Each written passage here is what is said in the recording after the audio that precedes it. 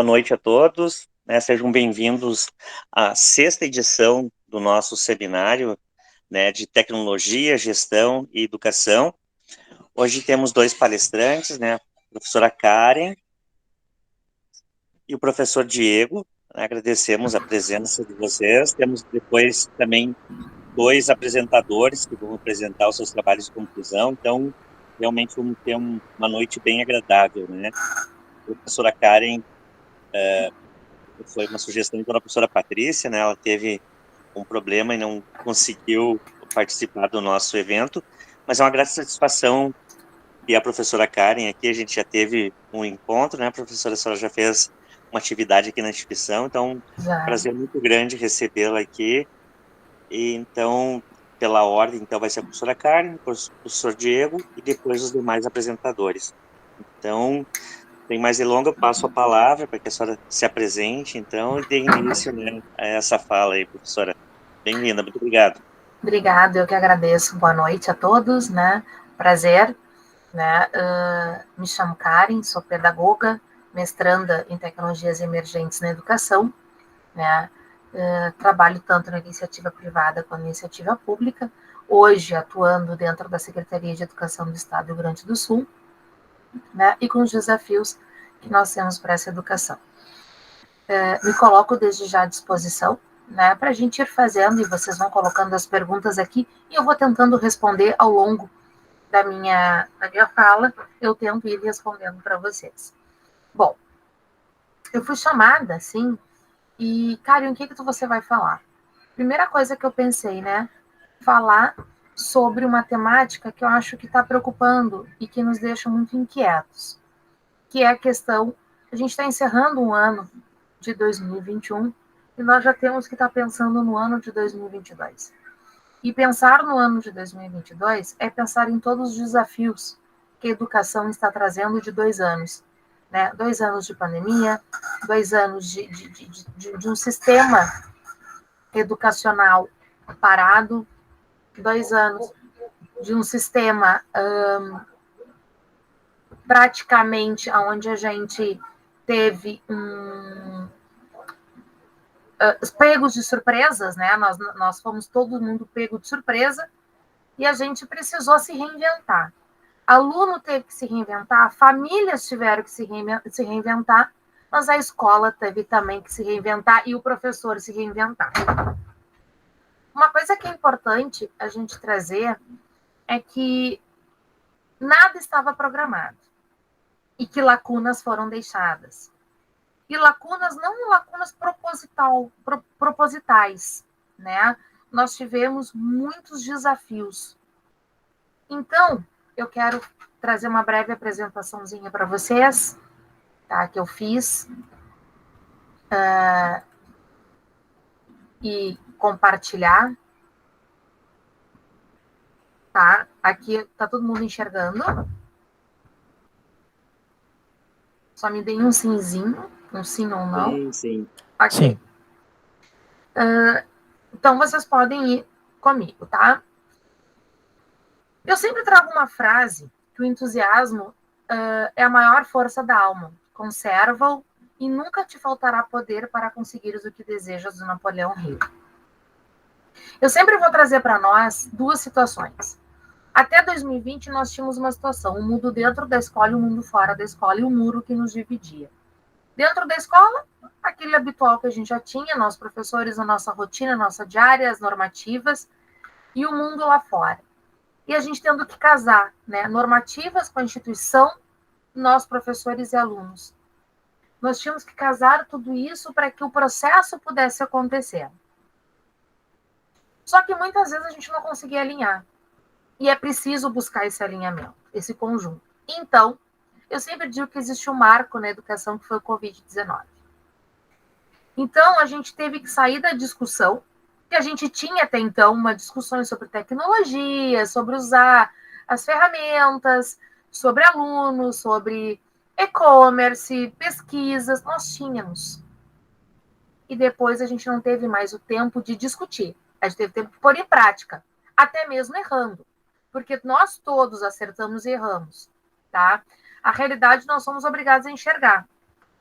A gente teve que sair da discussão para uma ação, da reflexão para o faça agora. O ato educativo, ele não deu muito tempo. Então, a gente teve que, através das nossas ações, fazer descobertas. Nós, professores, tivemos que fazer descobertas. Tivemos que olhar para as metodologias com um novo olhar. A gente teve que, a partir das evidências, a gente não teve muito tempo. As relações, a gente teve que buscar um novo planejamento, né? Para buscar novas estratégias. Principalmente para aplicar novos conceitos, né? Então, até então, a gente tinha uma sala de aula onde eu dava um texto, eu tinha um livro, e agora não. Agora eu estava adentrando a casa do outro, do meu aluno. Eu tinha pai, eu tinha mãe, cachorro, papagaio, periquito. Eu não sabia que horas exatamente o meu aluno ia olhar aquele conteúdo, né? E cai em tudo. As minhas vendas caíram, cai tudo, e eu tenho o quê? Eu tenho uma mídia para educação, eu tenho a escola, eu tenho percurso metodológico, eu tenho utilização de ferramentas e recursos antes não aceitas, que era o caso do celular. Antes o celular ali era banido. Eu tenho que pensar em designer, em como projetar isso para que seja agradável para o outro. A nossa postura muda. Um planejamento, relações, estratégias. E os novos atores do processo para 2022. Então, a gente já tem esse processo do professor, que ele é um grande mediador, ele vai ser o desafiador. Eu tenho a escola e eu tenho o aluno como protagonista. O aluno como referência do meu trabalho. Não sou mais eu, é o aluno. Então, eu tenho desafios. E um novo desafio também para o professor, porque, afinal de contas, nós estávamos acostumados a estar ali à frente, a dar as respostas muitas vezes. E agora não, agora eu tenho que abrir, eu tenho que ser um instrumento, eu tenho que ser o desafiador, eu tenho que dar possibilidades. E estar preparado também para esses novos percursos pedagógicos que a gente fala. Esse aluno, ele não vem mais na caixinha, ele vem com 1000 possibilidades. Ele é um aluno high-tech, ele é aluno online e offline. A minha sala de aula hoje, ela vai além dos muros da escola. E quando eu falo além dos muros da escola, eu também estou falando dos desafios que é isso. Eu estou falando em, de repente, estratégias que não vai chegar para todos os alunos, porque é o caso da internet. Ou, às vezes, o celular que vai ter acesso à internet é o celular que chega à noite naquela casa. Como é que nós vamos estruturar isso? Né? Quem é esse aluno?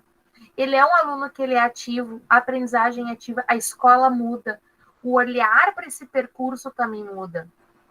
Então, eu tenho um aluno que ele quer se sentir pertencente ao processo, ele precisa de coisas muito mais práticas do que teóricas, mas a teoria tem que ser atrelada. Eu preciso ter ele como um objeto de aprendizagem, a pesquisa. Eu tenho que dar possibilidade dele ser autônomo, não é? O meu professor, ele tem que me provocar, mas também fazer a escuta, porque, afinal de contas, agora o processo ele é nosso, né? A gente aprende com o outro. E aí nós vamos entrar em alguns conceitos. Eu tenho protagonismo e autonomia, eu tenho uma sala de aula invertida, eu tenho letramento tecnológico, eu tenho o conceito de designer think para resolver e produzir isso e traçar metas e estratégias, né? E quem é esse novo ator, né?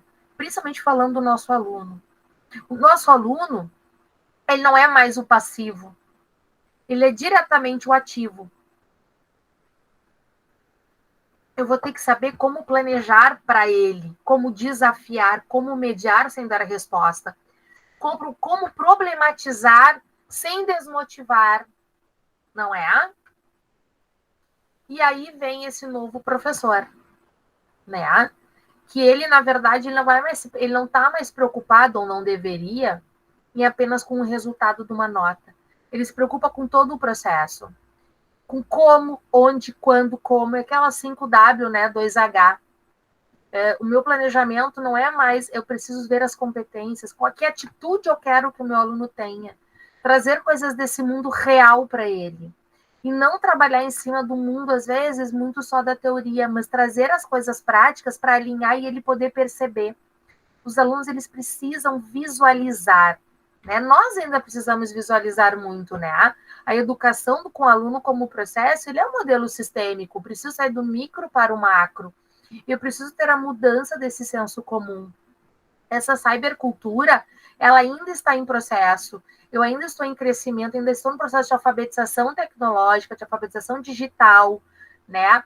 A gestão do conhecimento e do estudo das competências e habilidade dos alunos, eu preciso também saber para onde nós estamos indo, eu preciso perceber, mas sem esquecer, faz parte o brincar, a ludicidade, maior envolvimento do aluno, leituras e debates, uso das tecnologias, jogos e brincadeiras. Karen, mas eu estou trabalhando com adulto, e qual o problema? Pesquisas de campo, estudos de caso e trabalhos práticos, pertencimento. Eu só consigo gravar aquilo que eu vivencio muitas vezes, lembrando de como cada aluno aprende, né? E traçando o quê? Para eu ter o aluno protagonista, engajamento e motivação, autonomia, autoestima e autoconfiança, habilidades e competências, pensar, refletir e questionar, diferencial competitivo. Quando eu penso, eu reflito, eu questiono, eu também trabalho a escuta. É muito importante. Se eu quero um aluno reflexivo, eu preciso escutá-lo, principalmente. E nessa geração dessa educação 5.0, que é a era do conhecimento, eu também tenho uma cidadania 5.0. Um cidadão para transformar essa sociedade. Mas, Karen, a gente tem pessoas com muita vulnerabilidade, temos. E aí entra a nossa parte quanto escola de tentar estabelecer que o meu laboratório esteja funcionando, que eu tenha espaço onde ele possa vir na escola e ele possa utilizar esse espaço quando a gente não consegue dentro de casa ter, porque às vezes a gente sabe que não vai ser possível, porque a tecnologia ela é fundamental para a vida. Os recursos inovadores permitem compartilhar, aprender junto, personalizar o processo e orientar a tutoria. Hoje é um grande apoio para as instituições, professores e alunos. Sem esse acesso, as possibilidades diminuem. Vira uma aprendizagem de segunda classe. Infelizmente, metade dos brasileiros tem um acesso horroroso à tecnologia. Precisamos melhorar muito, especialmente no que diz respeito aos mais pobres. Mas, claro, a tecnologia não resolve tudo sozinha, diz Pedro Demo. Quando eu falo em acesso, é uma coisa, qualidade do processo é outra. As duas têm que andar juntas. Mas não adianta eu ter lá um celular na minha casa se eu também não oriento como utilizar, se eu, quando professor, não faço essa alfabetização tecnológica, né? E aí eu vou ter o quê? O professor versus alunos versus aprendizagem e versus plataformas. E aí nós vamos entrar no quê? No char, que é agora o que a gente trabalha muito, que são os conhecimentos, as habilidades, a atitude e os resultados. Não adianta só eu ter a atitude que eu quero que ele tenha, mas o que eu espero que ele realmente aplique no domínio desse conhecimento. Não é? Então, isso é muito importante nesse processo. O que eu quero? Então, eu tenho que ter o planejamento, eu tenho que saber o que realmente é esse hibridismo, esse momento online, offline, né? Então, eu estou em casa, fora da escola, dentro da escola, uma organização e um processo muito bem definido. Né? O planejamento ele tem que ser feito de forma muito bem estruturada, porque sabe o professor que aprendeu seu verdadeiro papel na trajetória do estudante e consegue perceber que deve ser um eterno aprendiz. Por que eu digo isso, gente? Porque, assim, nós temos grandes desafios na educação, principalmente nessa educação hoje alicerçada na tecnologia. E nós vamos ter as palavras qualidade, né, e quantidade. Então, eu preciso entender que para eu ter um trabalho de qualidade, eu preciso também traçar o quê? Estratégias. E sair da queixa e da desculpa. Se eu tenho na minha escola, por exemplo, 20% de alunos que não conseguem ter acesso algum à tecnologia, tá? Eu preciso parar e ver como que essa informação possa chegar a essa tecnologia. Bom, vamos tentar doações de celulares? Vamos tentar abrir escola em determinados horários só para atendimento desses alunos? Então, a gente também tem que pensar em estratégias. Temos também que pensar em políticas públicas? Temos. Jamais eu vou aqui deixar de dar a responsabilidade, que tem que ter a responsabilidade. Mas nós também temos que pensar no nosso papel. Porque, às vezes, até a gente depender de um projeto que vai passar na Câmara de Vereadores, que vai passar... Acabou o ano. Acabou o ano. E nós ficamos. E os alunos ficaram. Então, às vezes, a gente também vai ter que correr um pouco. E buscar fazer um pouco, com gostinho de muito, mas com a possibilidade de crescimento. Ah, vai ser um crescimento em doses homeopáticas? Sim, mas a gente não ficou parado. A gente não esperou algo, a gente fez. O movimento é fazer. Porque é isso que o aluno quer. Que os professores... E para 2022 nós vamos ter esses desafios. Por quê? Nós vamos retomar, se Deus quiser, e a gente teve lacunas. Não estávamos preparados para isso. Não estávamos acostumados com o ambiente virtual. A gente não pode deixar morrer esse ambiente virtual. Ele vai ter que servir. A nossa experiência tem que servir. E aí eu pergunto, para 2022, nós vamos estar preparados para buscar estratégias, utilizar de forma híbrida, buscar esses alunos que se sumiram por N motivos e buscar estratégias dentro da nossa instituição, dentro do que a gente consegue fazer? Qual é o nosso papel, quanto professores e gestores? Como está o meu professor? Eu estou conseguindo dar para ele também a base necessária? Eu estou apoiando, eu dou confiança e segurança no trabalho. É muito importante isso. Trabalho em equipe. O meu aluno sente que nós somos uma equipe? Ele pertence à equipe da escola? Ele cuida dessa escola? Ele sente que essa escola olha por ele? Como é o meu papel? Porque nós temos aí, pela última pesquisa e-commerce, que é a pesquisa de 2020, que mostra que 83% dos lares do Brasil têm celular ligado à internet e utilizam para entretenimento e compras. 83% dos lares. Tá? Mas nós temos um outro segmento que não tem o hábito de comprar. Depois, agora eu não lembro, se não me engano, nesses aí são 8% tem celular com internet, mas não compram, e que não tem celular sem internet, se eu não me engano, é de 5% a 6%, era uma coisa assim, mas tem que preocupar. Porque não interessa, a gente podia ter 100% dos lares utilizando o celular com a internet. Mas como estão utilizando? E aí eu volto a dizer, às vezes nós vamos ter um celular numa casa para quatro. Então entra também o meu planejamento. Como que essa família vai acessar? Eu conheci essa família, eu sei a realidade, entra o papel da gestão comigo, da equipe, do SOI, do SSE, do SOP. E ter esse olhar. E buscar estratégias. Ai, Karen, mas é um trabalho muito... é muito trabalho. Trabalhar com educação não é para amadores. Trabalhar com educação é um trabalho, eu não digo árduo, mas eu digo que é um trabalho sistêmico. É um trabalho diário. E são descobertas diárias, são retomadas diárias, são buscas diárias. Por quê? Eu tenho que buscar o meu aluno, buscar o meu professor, buscar novas estratégias, ver o porquê, buscar as famílias. Porque esse é o nosso desafio. É que o processo não perca a qualidade e que a gente consiga manter o aluno em sala de aula. Seja sala de aula virtual ou sala de aula presencial. Esse é o grande desafio de 2022. E resolver as lacunas. Porque ficaram na aprendizagem. E aí entra no nosso ambiente. Como a gente está usando? Eu consigo organizar meu ambiente? Eu estou conseguindo fazer uma aula invertida? Eu estou conseguindo incentivar, motivar? Eu consigo ter na minha sala de aula, ou no meu espaço na escola, uma biblioteca, ou um local onde o meu aluno possa vir acessar e tenha um acompanhamento e tenha um atendimento? Eu tenho plantões de aprendizagem?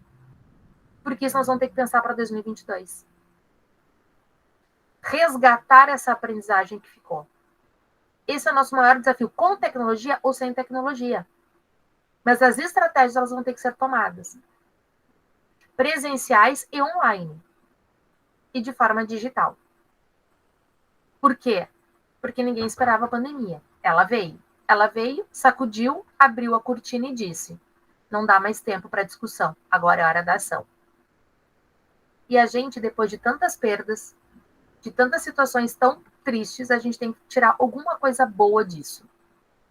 Eu acho que é a valorização do outro, a valorização das nossas instituições, a valorização de poder sair e poder interagir com as pessoas.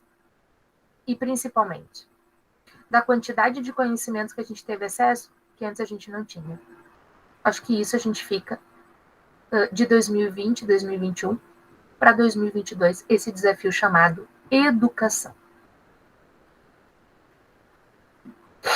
Fala, Diego. Agora estou aberta. Eu corri para a gente poder fazer um bate-bola, gente. Um bate-bola. Alguém quer falar comigo? Pode falar, Diego. Quero te ouvir um pouquinho.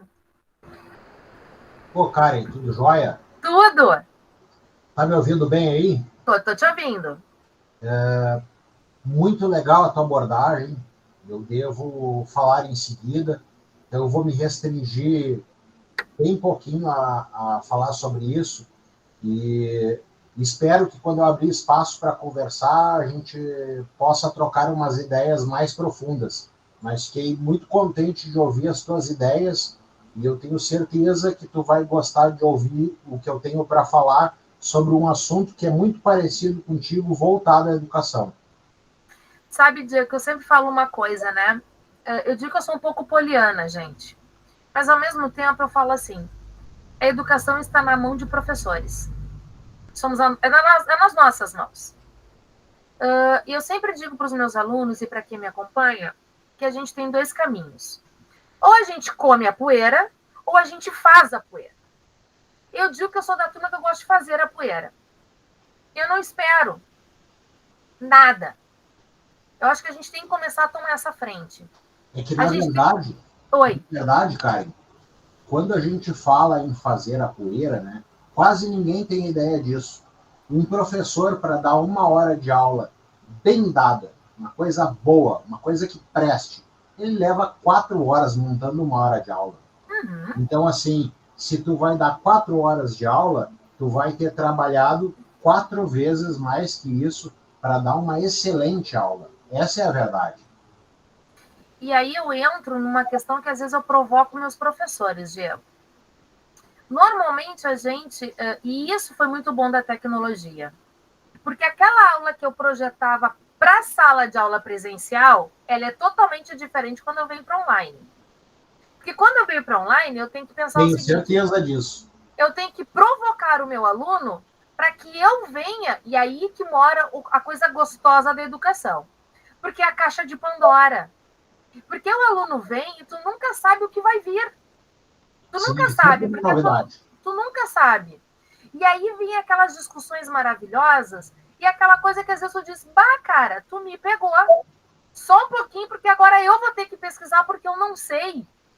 Vamos pesquisar junto. Sabe aquela coisa que tu vê assim, que tu olha para o teu aluno e vocês olham olho no olho, de modo virtual, e tu diz, olha, eu não sabia disso. Exemplo.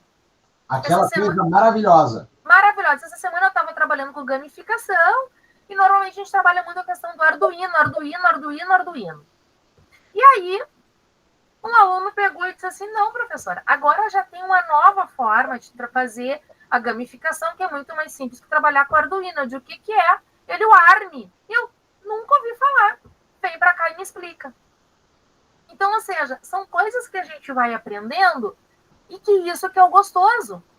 Que a gente sai daquela... A gente começa a quebrar o paradigma de que nós, professores, temos que saber tudo, de tudo e responsáveis por tudo. Karen, vou parar de falar porque senão vai ser feia a coisa. Porque eu tenho certeza que depois que eu conversar sobre o assunto que eu quero abordar, tu vai ter muito a contribuir por isso. Mas é isso que eu digo. Então, assim, acho que eu já estou estourando o meu horário, né, João?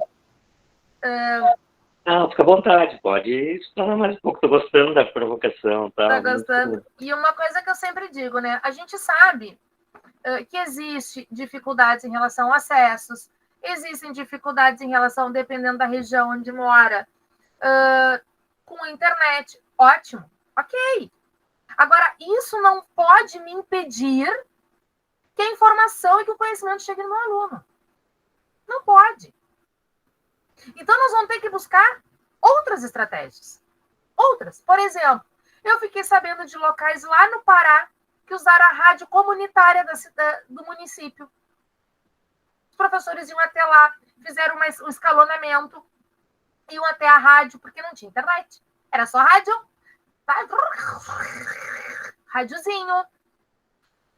Fiquei sabendo do interior de Santa Catarina que a professora botava sacolas no seu portão e os pais buscavam e 3 dias depois colocavam de novo lá com as atividades feitas. Então, assim, gente, nós precisamos não deixar que o processo deixe de ocorrer. Porém, criatividade nós temos. Então, isso é ser professor. Não estar professor. Eu sempre digo, quando eu organizo a minha aula, eu sempre penso, se faltar luz, estou lá na escola, faltou luz, não tem problema. Eu sempre tenho no porta-mala do meu carro uma caixa com revista, tesoura, cola, canetinha, giz de cera. Eu digo que é a caixa mágica. E eu trabalho com ensino técnico, gente. Eu não trabalho com criança. Aconteceu alguma coisa, tá lá a minha caixa. Já vou no carro, já pego, já trago, já vamos fazer uma atividade do plano B. Cara, eu tô dando aula e caiu o sistema. Não tem problema. Os meus alunos já sabem. Vai entrar uma atividade ou por e-mail ou pelo WhatsApp. Vai entrar uma atividade lá na plataforma. Alguma coisa eu vou fazer. Faço um videozinho, mando para eles. A gente faz. Aluno com dificuldade de acessar a plataforma, não tem problema. Me mandava via WhatsApp. Fala, André.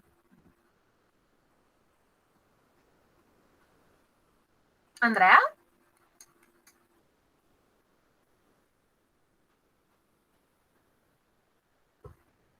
André, pode falar. Alô, tá me ouvindo? Agora estou. Não, tu tá falando aí junto com outro professor, o Michael também.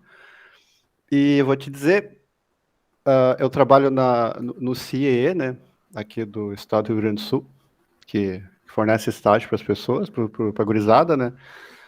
E vou te dizer, a educação, eu tenho 45 anos, né? E eu vou te dizer, ela nunca foi tão uma visão minha, né? Não que eu não vi nenhum dado assim, mas que tu vê no teu dia a dia. Ela nunca foi tão necessária como está sendo hoje. Deu um salto na evolução tecnológica tão grande que antes a gurizada, não vou trabalhar, vou fazer um bico, eu vou trabalhar. Não tem mais emprego para quem não tem educação. Tem, mas tá muito escasso, né?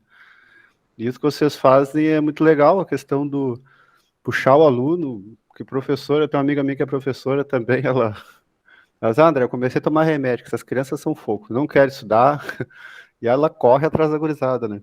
Eu comecei a descobrir os aplicativos deles mesmos, porque quando tu pega, por exemplo, o aluno adora rede social, né? É rede social, é TikTok, e é uma coisa que começou a me preocupar, a superexposição deles, porque eles não têm noção, eles não têm ideia. E quando a gente fala em mercado de trabalho para eles, em carreira, em plano, mesmo que ele queira ser um youtuber, beleza. Ele vai ter que saber escrever, se posicionar. E aí, quando a gente começa a trabalhar com eles, a análise daquela rede social é incrível. Muito rápido, André, é muito rápido. Eles começam a mudar suas redes sociais, a forma como eles se posicionam, porque a gente trabalha justamente isso. A educação profissional alinhada à educação pessoal. Alinhar esses conceitos. Porque, assim, a vida lá fora, no mundo real, como a gente fala para eles, quer o quê? Quer profissionais que saibam atuar, que saibam buscar soluções. Agora, como é que eu vou buscar soluções se eu vou procurar lá, por exemplo, a rede social da Karen E aparece a Karen de segunda a sábado em festa, ou com aqueles memes nada criativos, memes até às vezes muito pesados. Aí só um pouquinho. Aí tu começa a entregar a batatinha quente, aquela, na mãozinha deles. E aí a gente começa a fazer a alfabetização tecnológica. Porque somos nós adultos. Por mais que a gente está trabalhando com adolescente, 16, 17 anos, muitas vezes eles não tiveram essa base em casa que deveriam ter, que a família. A família não passou. E aí é mesmo, como é que eu vou chegar numa empresa? Porque às vezes tu está sendo filmado desde lá da portaria. E isso já começou o teu processo de emprego. Quando tu chegou para o porteiro e falou, boa tarde, olha, eu vim para uma entrevista de emprego. Quando tu passou reto por ele, ali, de repente, a pessoa, ele vai perguntar como é que foi a postura dele. E isso a gente tem que passar para eles, né? Essa importância também do oi, que a gente já trabalhava com as crianças, quando eu trabalhava, as palavrinhas mágicas. Isso é preparar um cidadão 4.0, né? Para saber atuar numa sociedade. Isso é perfeito. Né? Maiara? Olá, boa noite. Boa noite. Karen, eu só queria, na verdade, fazer um comentário mesmo, né? Eu acho que nós, como professores, às vezes nos afastamos um pouquinho da nossa formação inicial, da base dela. Eu quero citar o John Dewey, que sempre me inspirei muito nele, e se esquece um pouco da questão de tu trazer o teu aluno para dentro da sala de aula com o conhecimento dele. Lembrando que o aluno não é uma tábua rasa.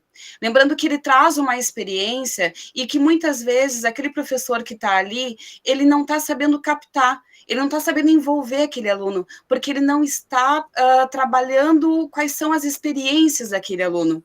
Conforme tu falaste sobre o TikTok, sobre os novos aplicativos, há hoje, né, essa coisa muito acelerada do que nós estamos aprendendo, do que nós estamos vivenciando, e poder compartilhar isso com o aluno é fundamental para que a gente capte essa atenção deles. Há 2 anos antes, né, quer dizer, há 2 anos atrás, um pouco antes de começar a pandemia, os professores ainda, muitos professores, não eram a favor da utilização de celular na sala de aula, e os alunos já estavam fotografando o quadro para levar para casa, para não precisar perder tempo, porque nós não estamos mais, né, em gerações X, Y, Z, nós já estamos além disso. Então, essa geração nova, ela é muito rápida, ela é acelerada, e as mídias, elas são aceleradas, então eles não têm tempo para perder, né? Então, eu só queria comentar que, se não há uma formação continuada, e muitos de nós, professores, ficamos desatualizados, perdidos no tempo e espaço, pensando que ainda podíamos ensinar conforme a educação bancária, e isso não cabe mais. Então, a pandemia trouxe muita coisa triste, muita coisa pesada, mas também nos trouxe a possibilidade de nos reinventarmos, e é isso que eu acho que a gente precisa enaltecer em seminários e em trocas de ideias. Não, principalmente, e uma coisa que eu acho que é fundamental, 2 palavras. Nós, professores, saímos do transmitir o conteúdo, porque era isso que nós fazíamos, nós transmitíamos conteúdo, para o construir saberes. Exato, perfeito. Eu acho que isso foi a grande mudança, porque até então a gente chegava na sala de aula e muitas vezes a gente não permitia ouvir o aluno. A partir do momento que a gente dizia, precisamos ouvir o aluno, a realidade do aluno, quando o aluno levantava a mão para dizer assim, professora, eu não concordo com essa aula, ou eu não concordo com isso, perfeito. o que 98% dos professores faziam? Fica quieto, porque agora... Não. Ou seja, tu já cortava a criticidade, até mesmo, ok, ele está sendo mal educado, mas será que ele teve na base como falar com a gente? Não. Perfeito. Então, parte de nós. Olha só, tu tens o direito de reclamar, tu tens o direito de não gostar. Nós vamos retomar como a gente deve falar isso? Porque lá fora, tu também vai precisar, às vezes, falar que tu não gosta de algo. Mas não vai ser assim. Então, acho que isso é muito importante. E faz parte justamente dessa vivência, porque a escola, ela é o nosso segundo momento de estar em comunidade, né? O teu primeiro momento é a família. E daí a escola, e eu ainda fico surpresa de muitas vezes dizerem que a escola não é necessária. Como não? Porque nós não estamos ali apenas não, né? Mas nós não estamos ali só para aprender a didática, o conteúdo, mas sim para aprendermos a viver em sociedade. A escola, na verdade, ela precisa de uma reformulação. Isso é fato. Isso é fato. Os muros da escola precisam de uma reformulação, né? Não é à toa que a gente já tem peer instruction desde da década de 90, que traz esse olhar mais interativo para a escola. A gente tem, sim, hoje, famílias que optam por uma educação mais clássica, mais científica, e eu acho que a gente tem que também olhar para as escolas com isso aí. As escolas hoje, elas também suprem as necessidades reais de uma sociedade, ou elas estão num patamar mais generalista? Porque também acontece isso, né? Sim. Então, a gente tem, assim, determinadas redes, tu sabe, a rede X, eu vou por causa que eu quero mais isso para o meu filho, rede Y mais isso. Então, eu acho também que essas discussões que a gente traz em termos de escola, elas são fundamentais, até mesmo assim, as escolas que nós temos hoje, sendo privadas, municipais, estaduais, elas suprem, de fato, uma necessidade da sociedade? Elas estão preparadas para esse aluno ou elas foram projetadas esquecendo quem são os alunos e a sociedade que a gente quer? E as famílias que estão interagindo? Não é? Porque às vezes a gente vem com programas prontos. Né? E aí, que sociedade é essa? Que escola é essa? Né? Esses muros, que nem eu digo, de repente, será que a gente vai continuar sendo professor como nós somos? Ou o professor de sucesso vai ser aquele que vai conseguir permear e trabalhar em equipe e dar instruções, mediar, né? Como acontece na Escola da Ponte, por exemplo, que o aluno, na sexta-feira, ele tem que apresentar o seu projeto e ele passou por todas as áreas do saber.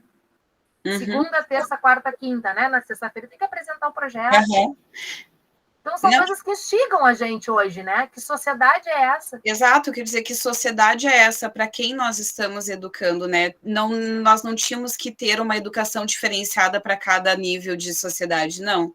Tinha que ser igualitário para a gente poder ter uma sociedade igualitária, mas isso é quase que utopia, né? Infelizmente. Porque nós somos diferentes. A partir do momento que eu digo que o ser humano ele é diferente um do outro, nós vamos ter, consequentemente, grupos que pensam diferentes, que vão pensar em algum momento parecidos, porque vão se alinhar em determinados momentos. O que eu sempre digo é que a escola, por isso que eu acho que veio a BNCC, né? Ela veio justamente porque é o mínimo que tem que ter em todo o território brasileiro, ou seja, lá no Pará, aqui ao sul, nós temos que ter, no primeiro ano, aqueles conteúdos sendo trabalhados.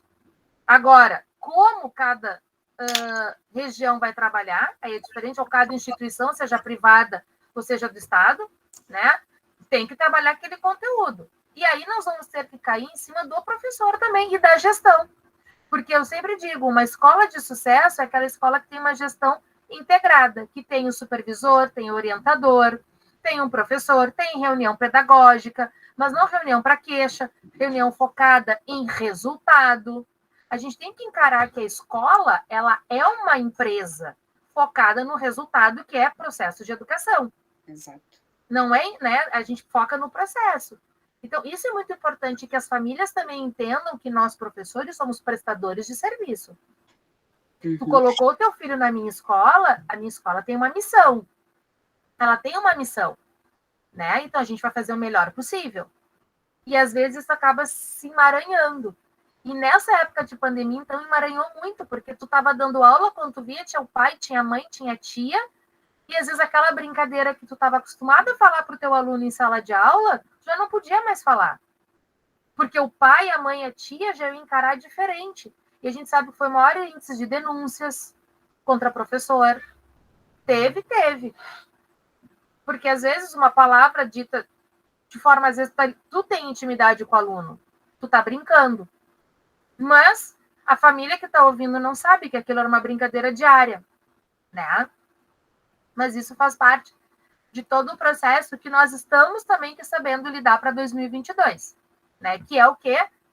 Saber agregar e não segregar. A gente tem que agregar conhecimento, agregar as pessoas. E agregar as pessoas também é reconhecer que somos diferentes e que essa escola precisa atender todo mundo. Todo mundo. De formas diferentes no processo. Nem todo aluno vai aprender com vídeo.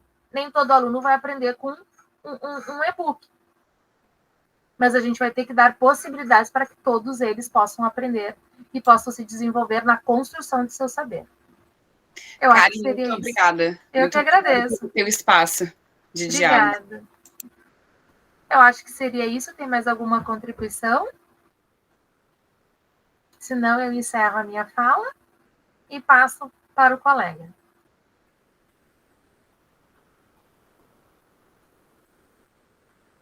Eu quero agradecer, então, professora Karen. Muito obrigado de ter vindo hoje conversar com a gente nesse nosso seminário aí, né, que tem a nossa faculdade é uma faculdade hoje essencialmente tecnologia, né, a gente tem os cursos de graduação de redes, computadores, sistemas para internet. Estamos abrindo aí um novo eixo agora, que é o eixo de negócios, né, mas a gente já desde o início pensou em ter um seminário mais abrangente, que abraçasse a área da tecnologia, a área da gestão e a área da educação, porque, né, realmente não tem como separar essas coisas, né? A gente está trabalhando com a tecnologia, mas a gente não tem como fugir da educação e realmente, né, fomos pegos de surpresa aí, né, com todo esse advento aí da pandemia. A tecnologia a gente já tínhamos, mas a questão da educação, né, aplicar essas questões que a gente via no sistema bancário, né, dentro dos mestrados aí, a educação híbrida, o ensino híbrido, a aula invertida, essas coisas que a gente sempre viu mais com viés educacional, mais bancário, a gente precisou aplicar isso, né, de uma maneira muito prática. Então, acho que a gente teve essa felicidade aí de conseguir botar isso em prática, mas realmente para o aluno entender toda essa mudança, esses critérios que a gente já vinha estudando, foi bem difícil, né? Realmente o mundo mudou, a gente tomou um baque, né? Mas felizmente a gente está reagindo. Agora o governo já está com a medida para que as instituições retornem totalmente presencial no ensino básico e médio, mas não tem nenhuma determinação ainda para o ensino superior, né? Com a ressalva do ensino superior. Então, não sei quando que vão permitir que a gente retorne. O nosso curso hoje é essencialmente presencial, mas a gente já está praticamente aí 2 anos com o EAD. No início foi muito difícil para os alunos entenderem. Hoje, na verdade, os alunos não querem, alguns não querem mais voltar. E aí chegou a hora de pensar, né? Será que agora vamos voltar 100% ou vamos voltar de uma maneira mais híbrida já, né? Que agora a gente também já tem isso, os alunos que já começaram nessa nova moda, né? Nessa nova onda, e até mesmo pelos home offices hoje, né? Que cresceu muito hoje as buscas por vagas home offices, né? Sim, não, e até alguns profissionais foram, alguns alunos nossos foram contratados durante esse período de home office, eles não conhecem a empresa, não conhecem o chefe, fizeram a entrevista online, estão trabalhando no home office, então realmente abriu um novo mercado, um mercado que a gente já pretendia trabalhar, né, enquanto profissional de TI, mas que daqui a pouco a gente foi jogado ali dentro. Então, realmente foi muito bacana essa sua provocação, todas essas informações que a senhora trouxe, compartilhou conosco hoje. Obrigado pela colaboração da professora Maiara, professor Diego, que já antecipou um pouco também aí a sua fala. Então, muito obrigado. Gostaria de ter a senhora em outros eventos aí conosco. Tens o meu contato, agora é só me chamar, sabe que eu gosto muito de participar, é uma coisa que falar em educação, falar em gestão, administração, para mim é falar em educação. Eu não vejo educação sem ser atrelada à parte de gestão e administração. Então, conte sempre comigo. Ok, muito obrigado. Vou convidar o professor Diego aí, por favor. Boa noite, pessoal. Começando como professor, né? A gente não diz senhoras e senhores, a gente só diz senhores, porque o gênero não modifica. adorei aí as palavras da Karen, foi fantástico. Eu acho que a gente vai poder conversar e fazer a coisa muito produtiva no seminário. Eu confesso para vocês que eu não tenho muita experiência com EAD, mas de primeira mão eu gostaria de começar dizendo muito obrigado ao grande arquiteto Universo pela oportunidade, muito obrigado ao diretor e mestre João Padilha Moreira pela oportunidade de estar conversando com vocês, e também pela doutora Patrícia, que por um problema me permitiu estar com vocês hoje. Eu propus falar para vocês hoje sobre um tema chamado Entre Redes e o desenvolvimento sobre elas. Penso eu que é mais fácil falar um pouquinho do meu currículo para vocês, e aí então nós chegarmos nos assuntos que são interessantes de fato para os colegas e para os alunos da instituição. Gostaria de deixar saliente aqui a importância do colega, que também foi meu professor, o professor Jader Rodrigues. Foi meu colega na Procemp enquanto eu era estagiário, e foi meu professor enquanto eu estava em formação técnica. Eu comecei na área de informática logo depois do ensino médio. Quando tu está na dúvida do que tu faz? E aí eu pensei, eu faço química ou eu faço informática? Química eu vou estudar tanto tempo, informática eu vou estudar tanto tempo. Terminei indo para algum lugar que me deu uma iniciação em informática.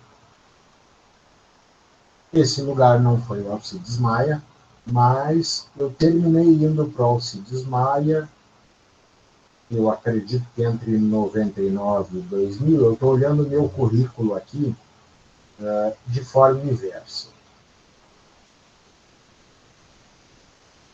Na época, me formei em técnico em processamento de dados e percebi que eu tinha uma grande familiaridade com cadeamento estruturado ou com hardware. Naquela época, que era em 2001, existia um mercado muito grande para hardware. Se pagava muito bem para hardware e não se pagava muito bem para desenvolvimento. Desenvolvimento, na verdade, levaria aí 4, 5 anos para conseguir ter rendimentos positivos nessa área, ou seja, ter um rendimento atrativo, que valesse a pena. Terminei seguindo pela área de hardware e meio que deixei de lado a área de software, de desenvolvimento. O que aconteceu? Terminei indo para uma segunda formação técnica na área de redes, especialista em cadeamento estruturado. Aí eu terminei fazendo especializações de fabricantes, como da própria Furukawa, que é um fabricante hoje mundialmente reconhecido, que me deu um know-how muito grande, várias oportunidades. Trabalhei em algumas empresas, fui estagiário na Procempa, trabalhei como gerente de tecnologia da informação. Atualmente, atuo como terceiro sargento na Força Aérea Brasileira, atuando na área de infraestrutura de redes, cadeamento estruturado e telefonia. Já atuei nesse meio tempo como docente em formação técnica, em especialização e como tutor na Anhanguera.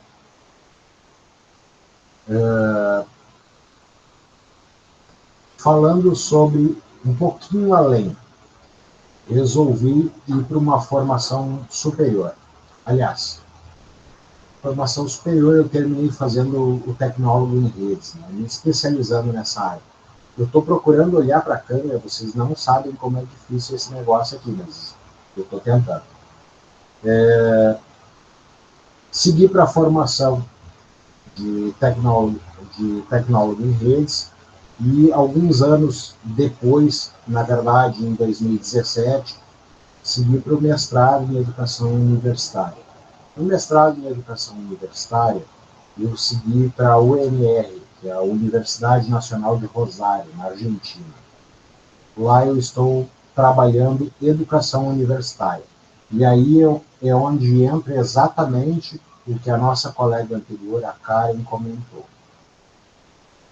Eu comecei lá em 2017, tive umas trocas de emprego nesse meio tempo, e infelizmente com essas trocas de emprego, não consegui cursar todos os semestres do mestrado. Consegui cursar 3. Me falta mais um, e então a apresentação e defesa da minha tese. Só que lá em 2017, eu já tinha o que eu defenderia na minha tese. A minha tese defenderia que deveria haver um profissional de informática em todas as escolas para auxiliar os professores na área da educação em tecnologia. Naquela época, eu não tinha ideia que esse tipo de trabalho que eu pensava em desenvolver seria tão importante quanto é na nossa atualidade, nos nossos últimos 2 anos.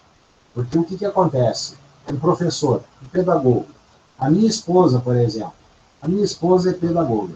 Só não está hoje aqui conosco. Ela é pedagoga, ela é biblioteconomista, ela é mestranda em ciências e doutora em ciências, formada pela Universidade Federal do Rio Grande do Sul. Ela só não está hoje aqui conosco porque agora ela está dando aula. Ela é professora na rede municipal de ensino de Cachoeirinha. Infelizmente não pôde estar com a gente. Porém, conversando com ela e vendo a realidade que inclusive a Karen abordou, de fato, muitas vezes o aluno não tem um aparelho de celular para acessar a internet, muitas vezes ele não tem o acesso à internet. Mas o mais difícil que a gente está vivendo hoje, o professor não sabe o que fazer para entregar informação para o seu aluno. Ou seja, nós temos uma educação ruim, de tempos atrás, sendo aplicado da maneira que o professor acredita que pode fazer para o seu aluno, que não tem acesso à internet e que nem sempre tem um dispositivo para acessar a internet. E aí, penso eu que nesse ponto é um momento que é importante levantar a ideia do seminário para a gente conversar sobre as coisas que são importantes a todos. Eu estou cuidando do tempo aqui, e eu procurei falar rápido. Gostaria muito de ouvir as contribuições de todos, inclusive da Karen. Eu procurei resumir muito o que eu tinha para falar para vocês nesse sentido, mas basicamente isso tudo é o que eu queria transmitir para vocês, nessa importância de tudo que a gente tem para falar. Mas ainda assim, tem um outro assunto que eu prometi para o João que eu falaria, que é o desenvolvimento. Hoje em dia, tu pode trabalhar com desenvolvimento de aplicações ou tu pode trabalhar com infraestrutura de redes. Qual é a diferença de um para o outro? Um está voltado a software, o outro está voltado a tecnologias e existe a possibilidade do hardware. O que acontece? Cada vez que se desenvolve um sistema operacional novo, ele precisa de um novo hardware para acompanhar isso, porque uma coisa não caminha sem a outra. Não tem jeito. E da mesma maneira, se tu não tiveres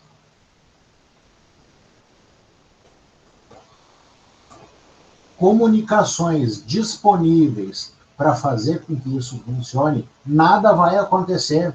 Ou vocês acham que 6 anos atrás o Netflix funcionaria se nós não tivéssemos 3 ou 4G? Nada funcionaria se a tecnologia não acompanhasse o desenvolvimento. Então, assim, desenvolvimento e tecnologia e redes caminham juntos. Não tem como desenvolver uma aplicação que consome 300 mega de internet se tu não tiver uma internet de 300 mega. Isso é tecnologia.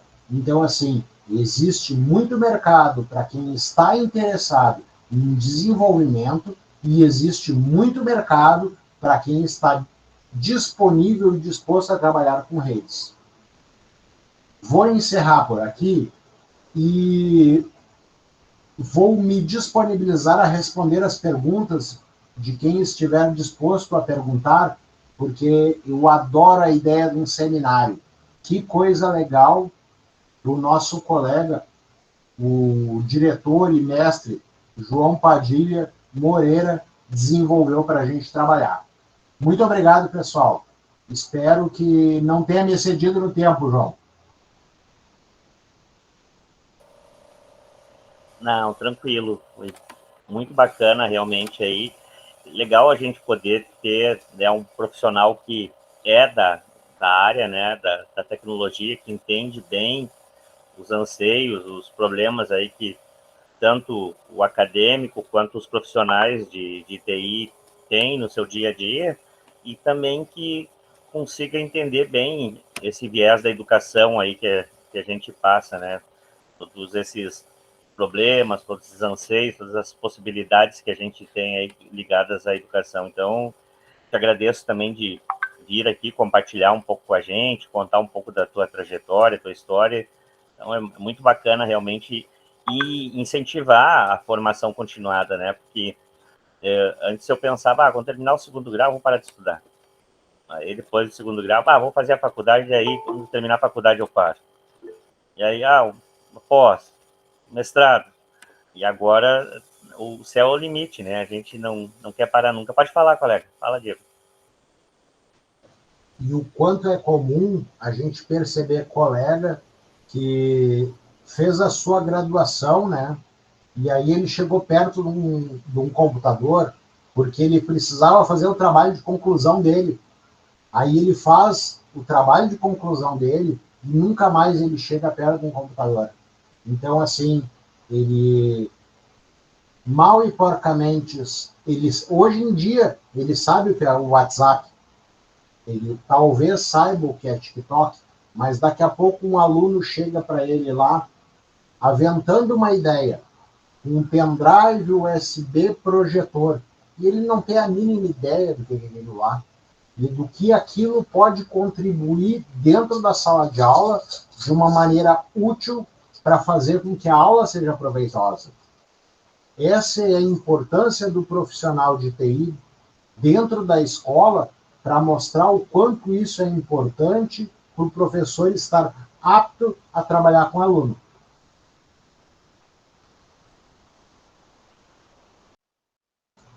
Concluí a explanação, João. Ok. Vamos ver se mais alguém... Olha, a Luciane está dizendo que parabéns pela sua apresentação. Vamos ver se mais alguém tem alguma pergunta, alguma colaboração aí para nossos palestrantes. Estou à disposição para perguntas. Professor, inicialmente gostaria de parabenizá-lo, né, pela brilhante apresentação e gostaria também, né, de aproveitar, né, essa oportunidade, né, para falar de um novo mundo. Que mundo é esse? É o mundo híbrido, o mundo sala de aula e o mundo remoto, né? Então, o que a gente pode definir de tudo isso, né? É que nós podemos juntar essas duas coisas, né?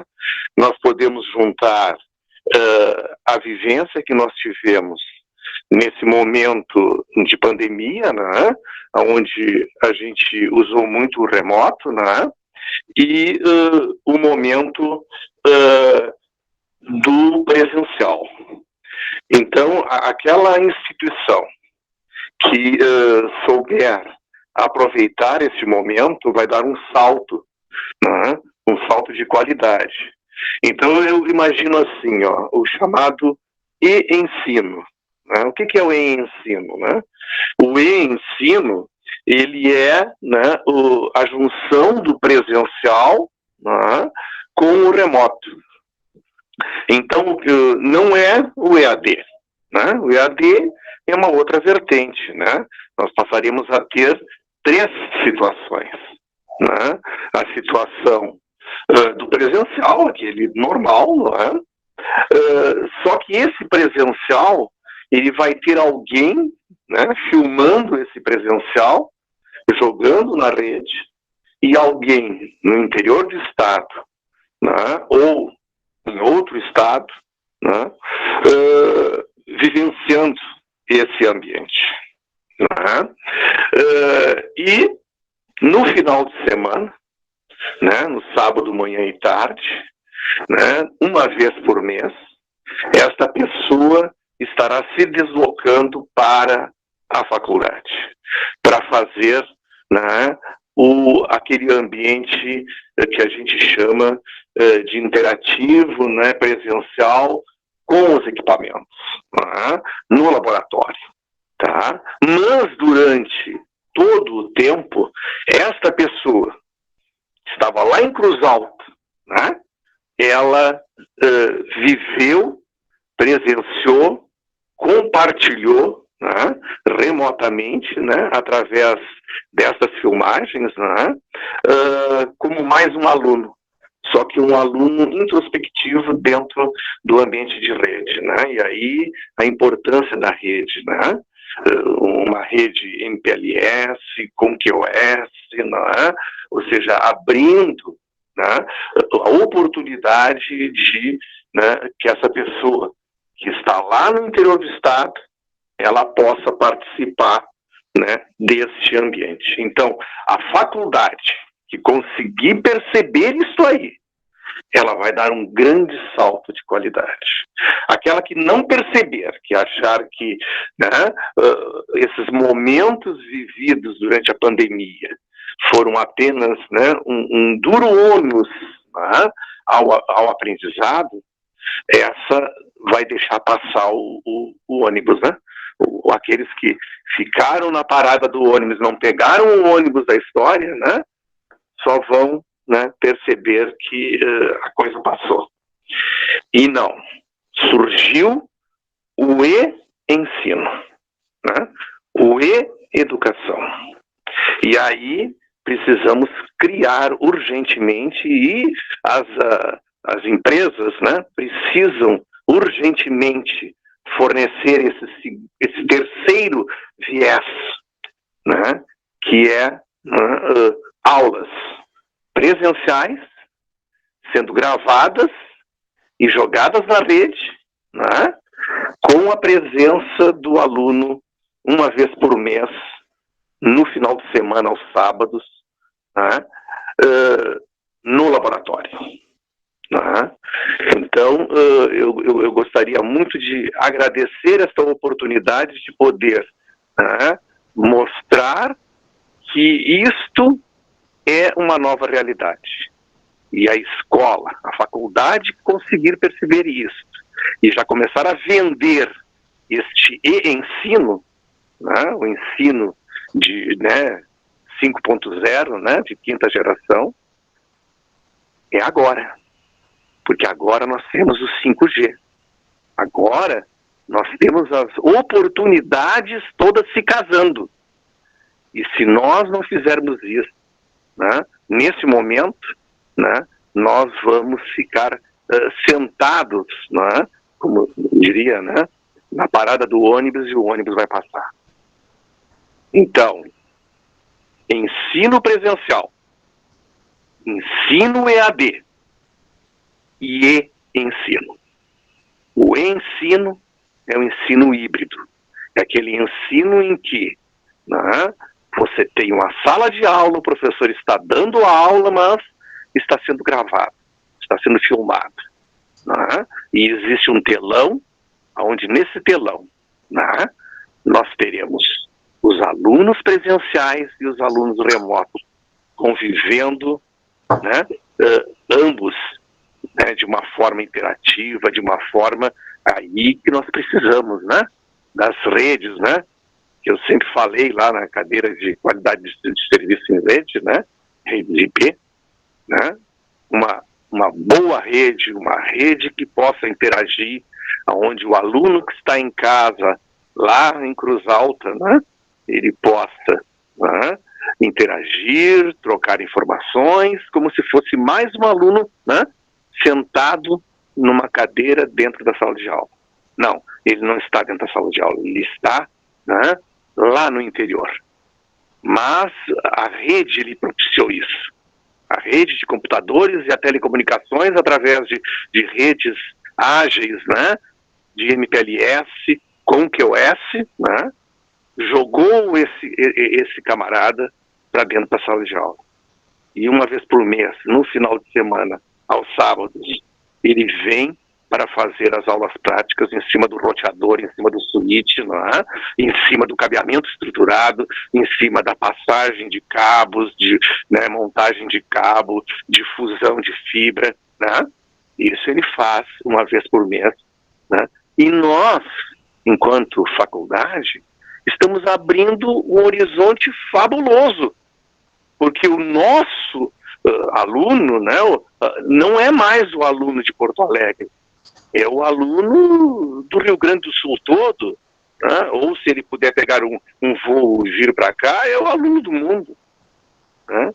Então, se a faculdade conseguir perceber isso, de que as barreiras desapareceram e começar a ofertar, não é, um terceiro tipo de curso híbrido, né, através da rede, vai conseguir, né, ganhar muito, né, e essa é a oportunidade. Então, esse seminário, com essas duas apresentações, estão, né, me dando a oportunidade, né, de eu apresentar para vocês, né, o e-ensino, né, e isso é que eu quero agradecer a todos. Muito obrigado. Show, professor. O Rafael está levantando a mão ali, pode falar, Rafael. Muito obrigado, professor Jardim. Incrível suas colocações. Ô, professor, eu trabalho na Escola do Poder Judiciário, né? E eu trabalho no setor dos estúdios, onde são gravadas as aulas que são disponibilizadas para os alunos.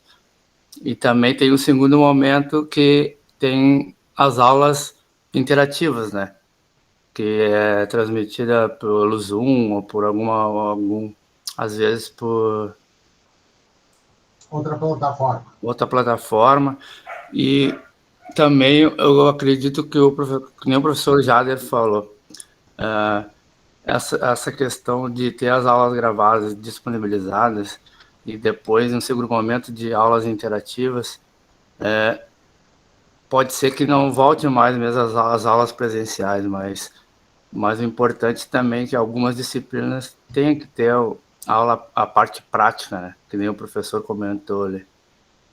Mas eu acredito que no Poder Judiciário ali também não volte mais as aulas presenciais, até porque as disciplinas que tem ali não necessita nada de que tenha que ser prático, sabe? Mas, aquelas que forem eminentemente teóricas, tá? Elas ficarão no remoto, tá? Essas não terá mais volta, tá? Então, o que pode acontecer e o que eu acho que eu defendo, né, é o professor dentro da sala de aula, não é? Dando a sua aula normal, mas alguém filmando, gravando, jogando na internet e trazendo aquele aluno, tá, que está lá em Cruz Alta para sentar virtualmente numa mesinha aqui dentro da Alcides Maia.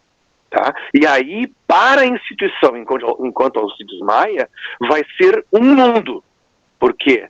Porque o aluno ao qual ele vai trabalhar não é mais o aluno de Porto Alegre, Grande Porto Alegre, né? Que está se sacrificando de vir todo dia, né, para assistir às aulas. Não, é o aluno do Estado. Então, quando ele trabalhava com um universo, ele triplica, quadriplica, né? Ele eleva a potência 2, 3, 4, né? Esses alunos. Então, para a escola vai ser fabuloso. vai ser fabuloso, né? E aqueles alunos que também trabalham o dia todo, não é? Aí tem que se submeter ao, né, final de trabalho, vir para a escola. Não, ele não precisa, ele vai para casa, né, e lá ele assiste a aula. Sim, ele tem que ter o presencial? Tem, o presencial é justamente a parte prática. E isto a gente junta no final de semana, que a escola está ociosa. A escola está ociosa no sábado, então vamos colocá-lo, né, sábado, manhã e tarde, uma vez por mês, né, para fazer a fusão da fibra, para ter o contato, que é importantíssimo, né, dos cabos ligados, né, na interface do roteador, né, aquela interface serial, para ele conhecer o que é uma interface serial e a diferença da interface serial para a interface GBIC, né, através de uma fibra. Isso ele vai ter uma vez por mês, final de semana, né? Até os ônibus vão mudar, porque eles vão pegar o aluno. Eu sei porque eu já viajei muito, né, num leito de Porto Alegre até Cruz Alta. Vamos fazer o inverso agora, de Cruz Alta até Porto Alegre, um leito, o aluno vai vir, né, dormindo, e aí ele chega às 7 horas da manhã na rodoviária e se desloca para Alcides Maia para ter uma aula, né, já dormidinho, tranquilo, no leito, né, de Cruz Alta até Porto Alegre, né? E aí, pessoal, para a faculdade vai ser um ganho fabuloso, porque antes ele tinha, né, um universo de Porto Alegre, Grande Porto Alegre, o universo dele foi para a potência de 10. Né? E aí todos ganham. Mas aí tem que perceber que o mundo mudou. Que o mundo mudou com a pandemia e que agora nós temos presencial, EAD e aula, e ensino, e, né, faculdade. E faculdade. Né? Exatamente. Então, temos que, né, perceber isso. Perceber que o híbrido, né, ele solicitou a sua entrada, e a entrada, né, tem que ser feita, e a faculdade tem que se preparar para isso.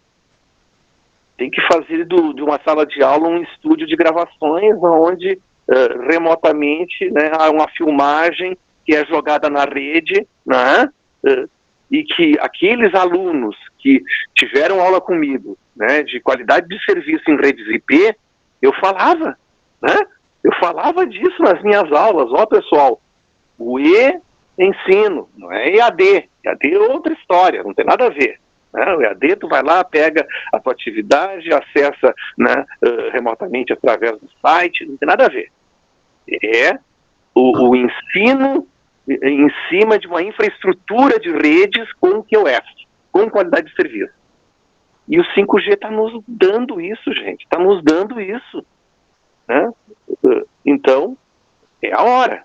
Agora, se os empresários da educação vão perceber isso e vão se jogar antes dos outros, porque é o momento. Né? Não é o professor Jader aqui que está, né, enlouquecido dando. Não, isso aí é a realidade. O próprio colega aí está dizendo, né, que lá no judiciário já estão fazendo isso. Então, aquele que fizer primeiro na faculdade, na universidade, né, e levar para a sala de aula, um estúdio de gravações remoto, né, com acesso, né, de alta velocidade, né, onde ele jogue essa sua aula, que é o seu ganha-pão. O professor, né, ele está ensinando e está não só ensinando para aquele que está sentado ali na sua frente, ele está ensinando para o mundo, pessoal. O mundo agora. Agora é o mundo. É isso aí, pessoal. Desculpa eu ter me passado, né, mas foi a oportunidade que surgiu, né, de uma coisa que eu já venho pensando há muito tempo e que hoje, né, esse seminário me deu a oportunidade de, se eu não falasse agora, eu não falaria nunca mais. Desculpa pelo transtorno. Não, eu gostei bastante. O professor Jader é um professor que é apaixonante, né? Os alunos que têm aula com ele não esquecem ele. Tanto que o Diego, quando eu comentei o nome, ele já lembrou na hora, né?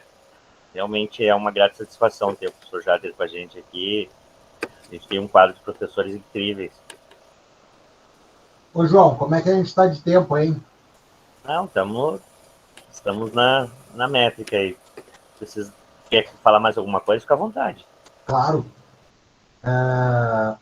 Eu não tenho como deixar de comentar as aulas do professor Jader falando sobre ATM. E sobre o que ele comentou agora sobre ensino, eu fui tutor na Anhanguera, no ensino semipresencial. E, francamente, eu adorei o ensino semipresencial. O EAD é excelente, mas o semipresencial, ele traz uma coisa inexplicável, tanto para o tutor quanto para o aluno. É o quê? Conversar. Se relacionar. Eu acredito que o ensino semipresencial seja excelente para os alunos, para que eles tenham a possibilidade de se comunicar entre si e trocar informações, inclusive com o tutor e de uma forma remota com o professor. Nesse sentido, e ainda falando sobre educação, eu não sei se a colega Karen, não sei se está presente ainda com a gente, se gostaria de comentar sobre esse assunto também, porque é muito pertinente tudo que eu estou falando agora com tudo que ela falou antes. Estás aí ainda, colega?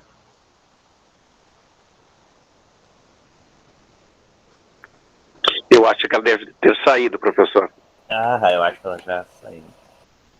Bom, então acontece. João, muito obrigado pela oportunidade. Professor Jader, muito obrigado por mais uma vez a companhia com o senhor e com certeza a gente deve se encontrar em outras oportunidades aí também. Eu que agradeço a oportunidade que o senhor me deu, não é? E parabenizá-lo aí por tudo. Tá, obrigado. Tá certo. Então vamos passar ao segundo momento do nosso seminário. A primeira parte realmente foi a interação com nossos palestrantes. E agora eu convido, deixa eu ver se a Thaís já está a postos. Thaís, deixa eu... Oi. Tá aí já? Oi, já tô aqui já. Então tá bem. Deixa eu fazer um jabá rapidinho aqui para mostrar. Vou compartilhar minha tela e vou mostrar rapidinho a programação do nosso seminário ali e já passo para a Thaís daí. Tá. Estão vendo minha tela aí já? Tá aparecendo. Tá.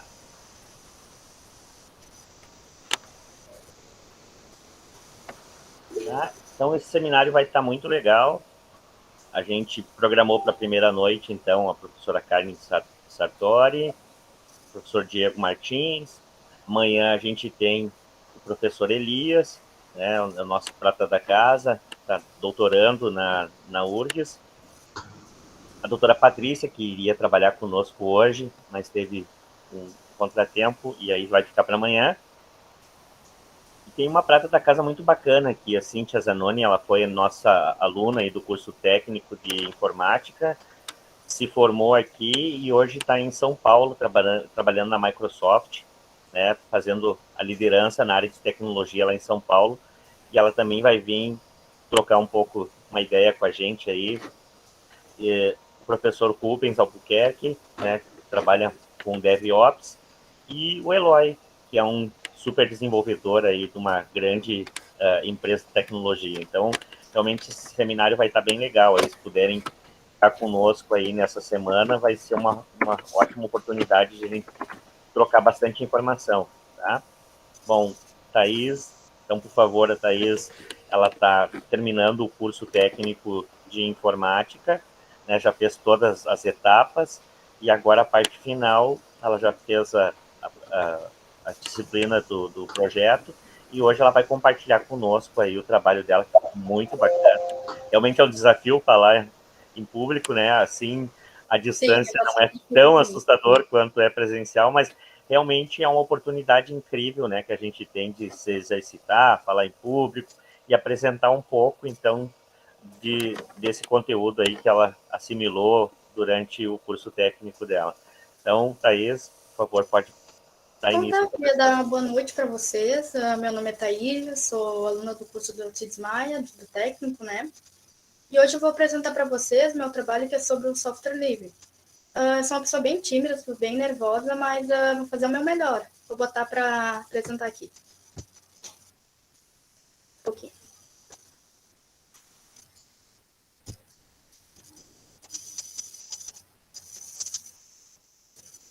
Vamos ver se vai.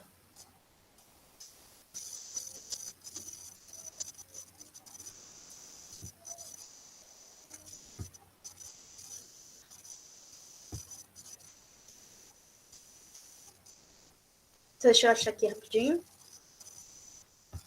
Tá.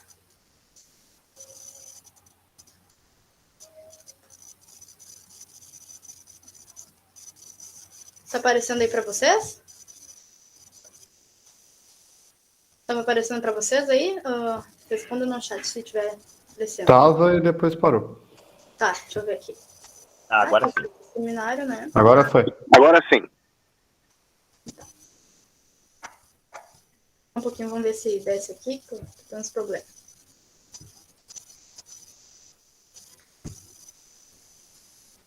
Tá aparecendo ainda? Sim.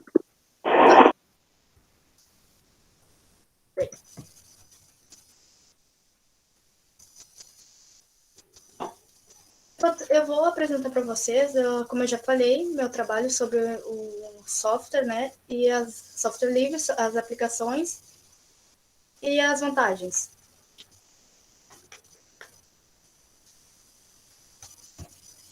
Bom, por volta dos anos 70, né, ocorreu a popularização do software livre e se iniciou a comercialização dos computadores para uso pessoal. Já no final dos anos 70, as primeiras motivações foi por um grupo organizado de software livre que tiveram início.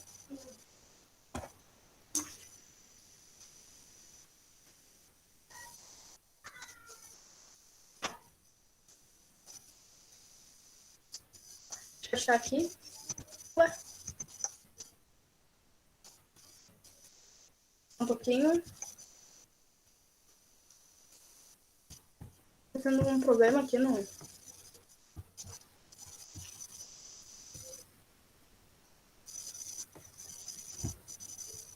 Ué.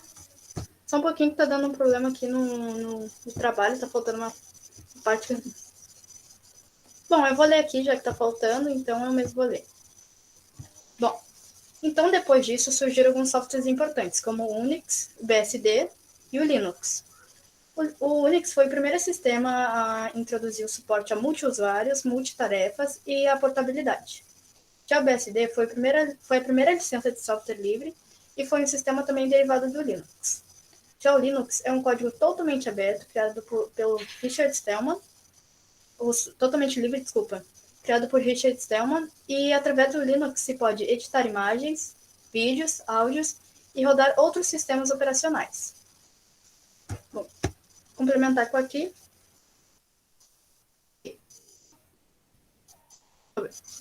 Bom, em 1985 surgiu a Free Software Foundation, que é uma organização sem fins lucrativos que se dedica a eliminar restrições sobre cópia, estudos e modificações de programas de computadores.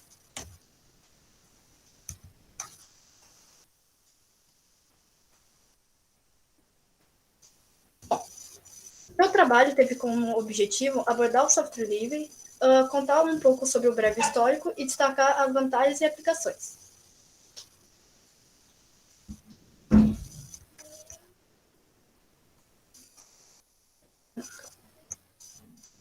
Eu falei um pouco sobre a fundação, mas para complementar, de acordo com a organização de software livre é aquele software que os usuários possuem liberdade de executar, copiar, distribuir estudar e melhorar além da possibilidade de colaborar e compartilhar conhecimentos.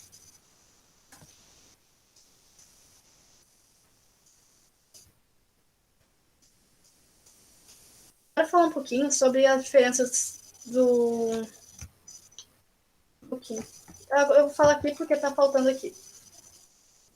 Eu vou falar um pouco sobre as diferenças do software livre, código aberto e software gratuito. O software livre permite que as pessoas possam usar, estudar, modificar, redistribuir e... distribuir programas de computadores.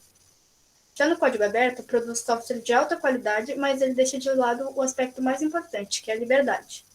Já no software gratuito, é qualquer programa de computador cuja utilização não implica em pagamento de licenças, o foco é a liberdade, não o preço.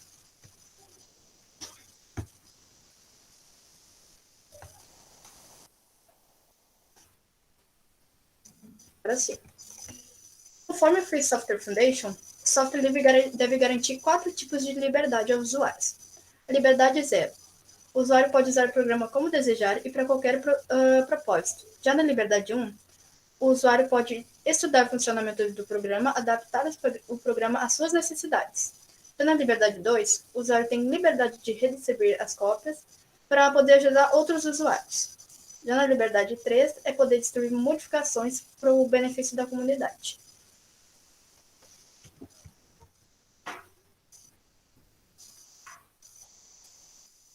Isso aqui vocês podem ler um pouquinho.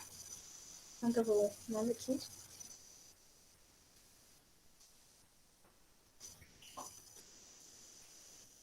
O software livre apresenta diversas vantagens, sendo que eu vou citar algumas delas. Ter liberdade para ler o código-fonte, modificar toda a aplicação conforme a sua necessidade.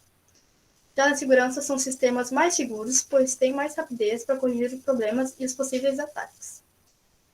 No menor custo, muito mais softwares livres são gratuitos, e mesmo que eles tivessem que pagar, ainda valeria o custo, porque o custo-benefício é muito bom. Já na inclusão social, possibilita que várias pessoas tenham acesso a novas tecnologias, e também na questão social, cada um aprende a contribuir com o coletivo através de suas descobertas, erros e acertos. Claro, tem muito mais vantagens e benefícios, como maior vida útil, poder corrigir falhas rapidamente, qualidade, aprimorar o código-fonte, entre outras.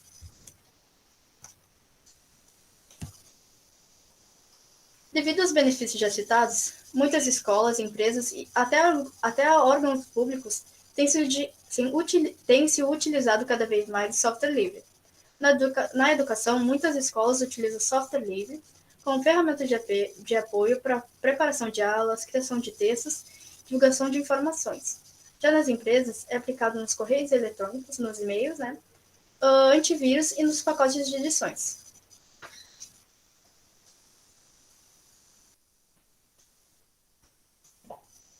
Os órgãos públicos utilizam muito o software livre, devido à redução de gastos, maior independência e autonomia. Além disso, o software livre também pode ser aplicado na área da saúde. Agora, em época de pandemia, é muito importante compartilhar as informações como ferramenta no controle de estudos e gerenciamento de dados.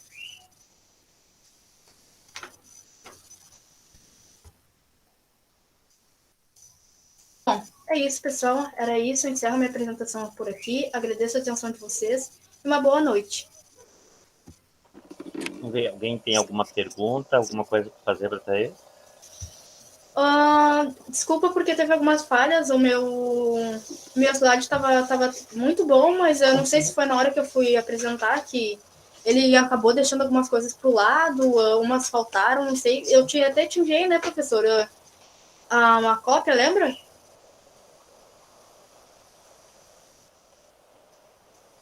E ele acabou desconfigurando. Tudo bem. Alguém tem alguma pergunta, alguma coisa para ele? Bom, eu gostei muito de fazer esse trabalho e foi muito bom também para minha timidez, para mim ter mais autoestima, né, para falar em público, também achei que é muito bom. Mas eu acho que era isso, enfim, muito obrigada pela chance, né, e eu vou ter que sair agora, porque eu vou ter que emprestar meu notebook, como eu já te falei, né, mas era isso, muito obrigada, viu? Boa noite. Tá certo. Boa noite. Temos o André agora na sequência, né? André Cunha Sauer, está fazendo a disciplina de projetos da Faculdade de Redes, então vai apresentar o projeto dele aí, né, da faculdade. Pode dar início, André. E aí, pessoal, boa noite. E aí, professor? Meu projeto ele é muito teórico, né? É sobre a Lei Geral de Proteção de Dados. Vamos lá. Deixa eu abrir aqui. Peguei o notebook da firma lá. Deixa eu ver a tela inteira, apresentação. Tela inteira. Aqui. Compartilhar.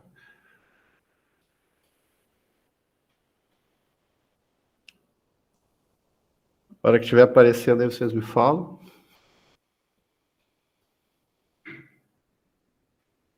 Já dá para ver?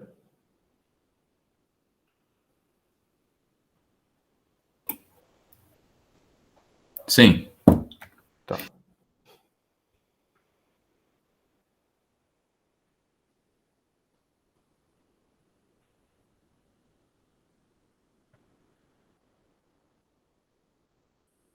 Bom, posso começar?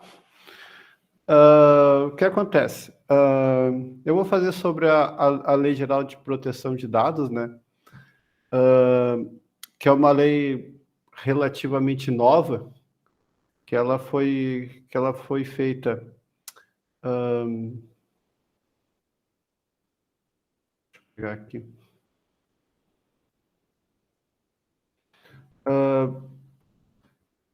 Que é uma lei de número 13.709, de 14 de agosto de 2018, né? É uma lei relativamente nova que discute a proteção de dados. Ela é baseada na proteção de dados das pessoas e não das empresas, né? É sobre os nossos dados que essa lei ela trata, e não de pessoa jurídica. Ela não trata sobre a proteção de dados das empresas. Isso continua responsabilidade delas mesmo, né? Ela se trata mais a questão nossa, por exemplo, quando a gente vai fazer algum cadastro, alguma empresa, uma loja, que até antes dessa lei, né, não se tinha nenhuma regulamentação. As empresas faziam o que quisessem com nossos dados. Até hoje fazem, na verdade, né? Por isso que essa lei está aí para poder diminuir isso, né? Diminuir essa como é que eu ia dizer? Essa proporção de dados no mundo que já tem hoje, que eles não têm cuidado nenhum, né? E essa lei vem proteger esses nossos dados. Tá, vamos lá. A proteção de dados pessoais, isso significa que a lei será aplicada apenas para as pessoas físicas e não jurídicas, né? Como eu tinha comentado. Eu coloquei aqui 10 princípios que norteiam o tratamento de dados pessoais segundo a LGPD, né? Vamos conversar uma por uma, que é muito teórico, né? Espero que vocês gostem. Ó, a finalidade. A LGBT obriga que as empresas tenham propósitos bem determinados ao tratar os dados pessoais. Ou seja, aqui essa primeira finalidade, por exemplo, tu vai fazer um cadastro, onde que eu trabalho lá no CIE, né? O estudante faz um cadastro lá. Ele só pode ser usado dentro do CIE. Ele não pode ser usado, por exemplo, para clientes nossos lá, que uma empresa, enfim, né? Ele é para vagas, para perfil do estagiário, do aprendiz também. Ou seja, a finalidade é para o CIE só, e não, ou seja, qualquer outra empresa, né? É só para a empresa, e não, esses dados têm que ser bem definidos, que é a finalidade dele. Nós temos aqui a adequação, né? a compatibilidade de tratamento com a finalidade de informadas ao titular, de acordo com o contexto do tratamento. Ou seja, o que ele fala aqui, né? Que de acordo, por exemplo, tu vai entrar no site, fazer lá um cadastro, alguma coisa, tu vai entrar no site, podem reparar que o site já estão pedindo uma permissão, né? De utilizar os dados e dando um pequeno termo, né? Ou seja, ele tem que externar o que vai fazer com os teus dados, né? Que antes não tinha. É só pegar os teus dados e não dar explicação, né? Necessidade. Responsabilidade das empresas acerca dos dados tratados, né? A responsabilidade das empresas acerca dos dados tratados, ela é quase que, digamos, a adequação, né? Ela tem que tratar os dados da pessoa com total responsabilidade, né? Por exemplo, ela tem que guardar, né? Em caso... Eu li muito a respeito da LGPD, né? E tem uma questão assim, ó... tu pega os dados da pessoa, tá? Digamos que tem uma invasão de hacker e esses dados são vazados.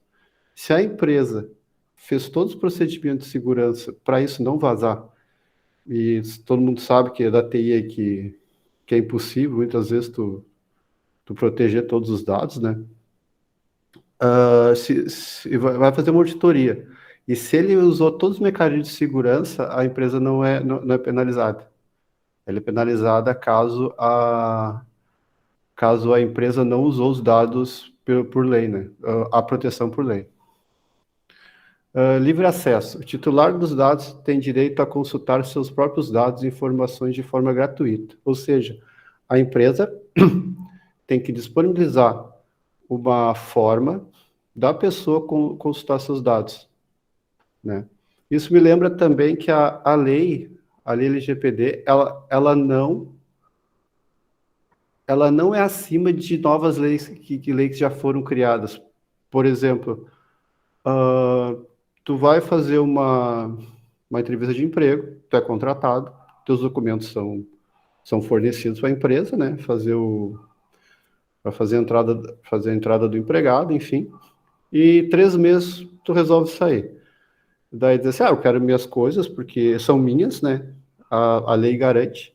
Mas isso tem uma lei acima do Ministério do Trabalho, que a empresa tem que guardar por 5 anos os seus documentos. Caso tenha botar na justiça, caso tenha como é que eu vou dizer, um processo judicial, enfim, a empresa tem que se resguardar, né? Ela guarda 5 anos. Ou seja, ela não é obrigada a fornecer todos os dados. É obrigada a fornecer a consulta, mas não a entregar, digamos, lá uma conta de luz, uma cópia, enfim. A empresa ficar sem dados. Qualidade dos dados. A empresa tem que estar alinhada com o propósito do seu negócio. Por exemplo, isso é muito da... Vamos dar um exemplo aqui. A empresa tem que estar alinhada com o propósito do seu negócio. Por exemplo, a empresa é uma empresa de veículos, tá? Por exemplo, eu vou comprar um carro. Aqui não importa a etnia da pessoa, né? Por exemplo, a etnia da pessoa, se ela é negra, se ela é índio, branco, enfim, sabe? Isso não importa no cadastro lá. Tem que ser o nome, CPF, renda, sabe? E os dados têm direcionado para aquela empresa, né? Se é um cadastro de programas sociais do governo, aí sim, daí são outros. Cada empresa alinha, não uma regra, né? Os dados. Transparência. Outras empresas envolvidas no processo de tratamento dos dados. Aqui, pelo que eu li, os dados têm que permanecer na empresa, né? Elas não podem ser divulgadas entre as empresas, somente sendo se for, digamos, sócias. Por exemplo, tem bancos que faz uniões, né? Que se fundem. Aí sim é permitido fazer a transferência de dados entre essas unidades, né? De 2 bancos se torna um só. Mas, tirando isso, não é permitido. Claro, com o consentimento do usuário, enfim, né? Que ali vai estar escrito, deseja que a gente venda seus dados, daí tu bota não, né? Então não vai dar para fazer isso, né? Eles são meio abusados também, às vezes. Segurança. Envolve a adoção de procedimentos, tecnologia e solução que garante a maior proteção de dados. Aqui se refere-se a colocar todas as regras de segurança, né, nos bancos de dados. Isso serve também à questão de... a lei também garante a questão física dos documentos, né? Arquivos físicos, que não sejam roubados, sejam bem protegidos, né? Aqui é a questão da segurança mesmo, enfim, toda o aparato, né, de segurança para proteger os dados do usuário, porque a empresa tem uma concessão de ficar com os dados, né? Ela não é dona. Vamos lá, prevenção. A princípio, a prevenção determina a adoção de medidas para prevenir a ocorrência de danos de virtude de tratamento de dados pessoais. Deixa eu ver esse aqui, que esse aqui eu não me lembro muito bem.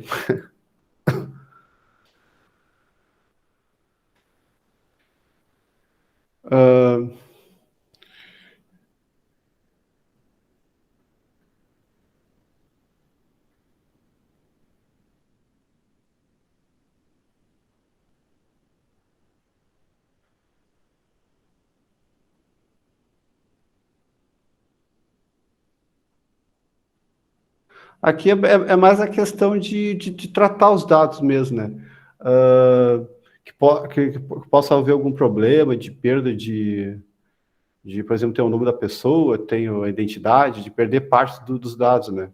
Pelo que eu entendi é isso, de não ter vazamento dos dados em pouca quantidade, né? Não discriminação, o princípio da não discriminação de acordo com a LGPD. Aqui eu estudei meio a fundo a mais, né?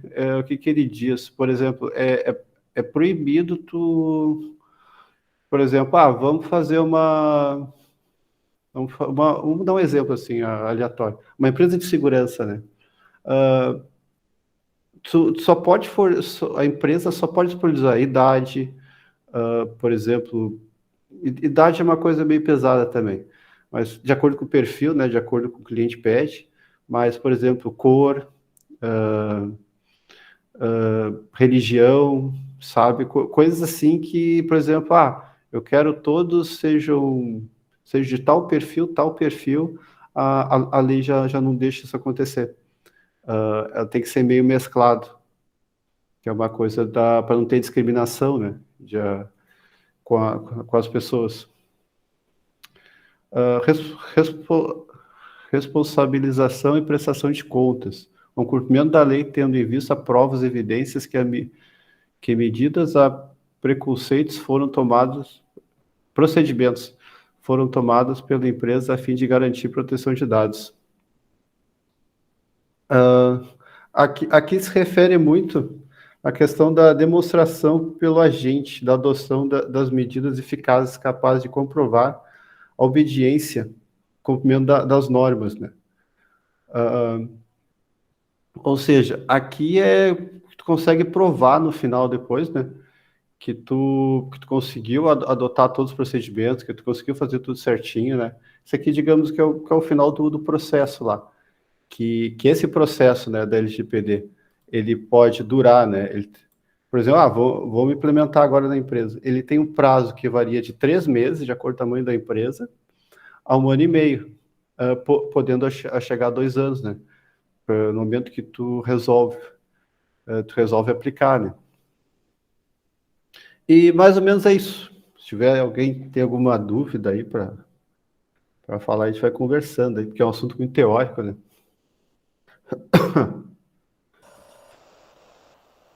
Legal, André.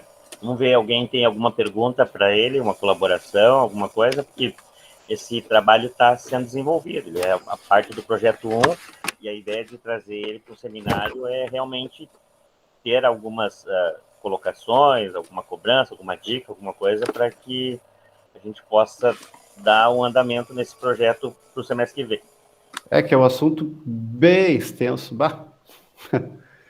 mas é interessante, é atual, né? É um assunto que realmente acaba forjando uma nova profissão aí, né? Um misto de direito com tecnologia, a gente chama dos DPOs, né?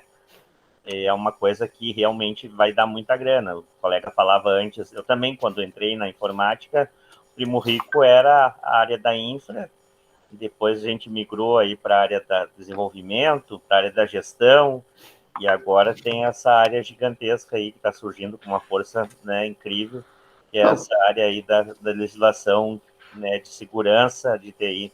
Fernando, gostou muito do teu trabalho, estou fazendo um trabalho sobre vazamento de dados. Legal, Fernanda.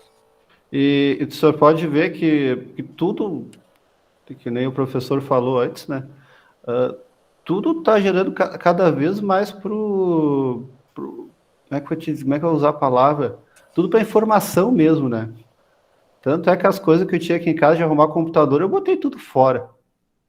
Tipo, tu não vê mais lucro naquilo ali, sabe? Tu não vê mais. Eu não vou dizer lucro, tu não vê mais futuro. Ah, vou me dedicar a hardware. Claro, tirando suítes, hardware mais, né, mais potentes, né? Mas eu digo computadores, enfim. Não, tá tudo na informação, né? Legal, o Abraão está dizendo que agradecendo pela oportunidade. Bem-vindo, Abraão.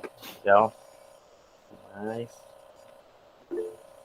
Ó, o Carlos Eduardo levantou a mão. Pode falar, Eduardo.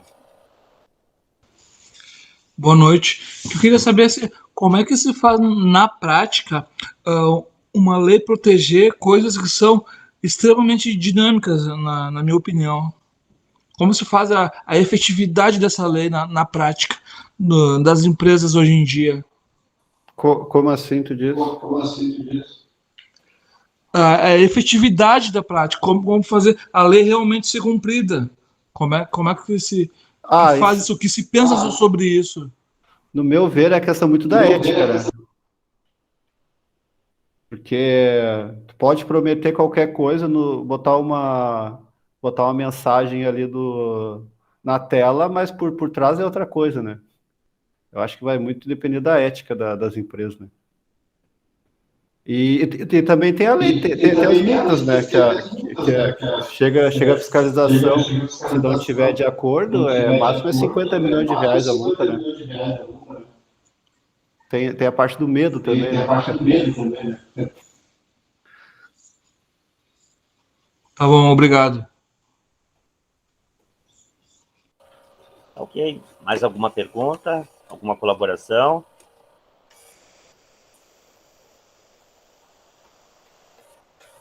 Tá, então quero finalizar essa nossa noite do seminário aqui e convidá-los, então, para que amanhã participem. Então, a gente vai ter o sequenciamento do nosso seminário aí até sexta-feira, né, com vários palestrantes muito interessantes e também com as apresentações dos trabalhos, né, dos nossos acadêmicos aí do curso de sistemas e do curso de redes. O professor Carlos Eduardo levantou a mão, pode falar? Professor, a respeito dessa apresentação de hoje, vai ser emitido certificado de horas? Sim, a gente vai fazer. Quem assistiu uma única palestra vai receber o certificado dessa palestra. Quem assistir a semana toda vai ganhar um certificado com uma quantidade de horas maiores, né? Que aí vocês podem utilizar para as horas complementares, para as outras atividades. Então, a gente pode oferecer ou fracionado ou integral. Não, tudo bem. Tem que botar o nome ali, professor? O ideal para receber o certificado é fazer a inscrição. Deixa eu colocar o link aqui, ó. Eu vi que tinha mais gente na palestra do que inscritos. Então, talvez alguns não tenham se inscrito. Vou botar o link aqui para facilitar isso. Aqui. Ó, esse é o link. Se você se inscrevendo, a gente vai ofertar depois os certificados. O ideal é ir colocando o nome aqui na listinha, né? Para mim poder conferir depois a presença em cada dia. E aí, então, a gente faz a entrega do número de horas completas. Né? Mais alguma pergunta, alguma dúvida? Então, realmente, a realização de seminários, né, para a nossa graduação, e ela é extensiva também aos cursos técnicos. A gente tem convidado os alunos dos cursos técnicos, então a gente não está obrigando os alunos a virem, porque eu sei que o pessoal tem aula nesse momento também, então quem conseguiu, né, se desvencilhar das aulas e veio assistir, é muito bem-vindo, né, e para a graduação ela é obrigatória, porque ela vai contar como presença das disciplinas, né, os professores inclusive vão marcar algumas atividades aí para que os alunos entreguem alguma atividade relativa à noite. Então, muito obrigado, tá? E continuem conosco essa semana toda aí do seminário.